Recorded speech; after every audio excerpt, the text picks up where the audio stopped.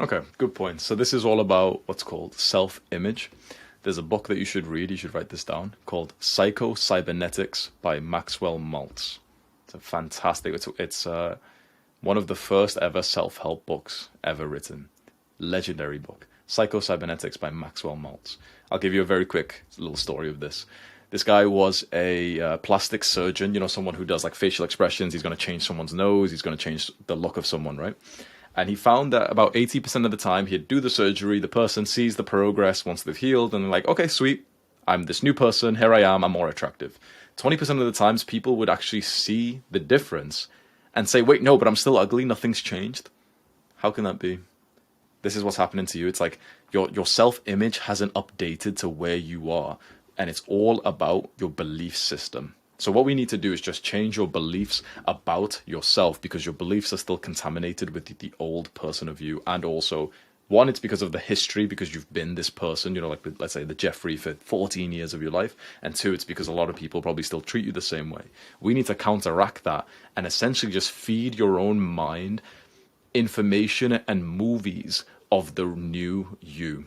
The way that you do this is through visualizations. You can do affirmations as well. Visualizations, you just play like a movie in your mind, and you almost brainwash yourself to experience people and yourself looking at you in this new way. So let's say right now everyone treats you like a Jeffrey because you've been a Jeffrey for 14 years of your life, and you don't want to be treated like a Jeffrey anymore, and you don't want to feel like a Jeffrey anymore. Sounds kind of cringe. You close your eyes and you imagine yourself more like Adonis. You imagine yourself more like Andrew Tate, an alpha male, a successful guy. And you start saying these things to yourself. I've got high testosterone. I'm successful. I'm driven. I'm hardworking. No one can outwork me. You say these things to yourself, and suddenly after a while, you actually start believing on them.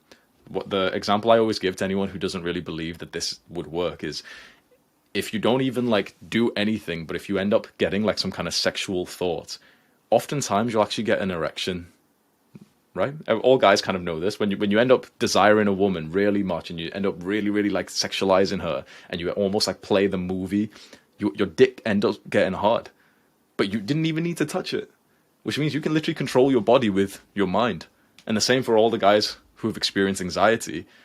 If you have an anxious thought, your body actually reacts to it. Your heartbeat gets faster. You start sweating.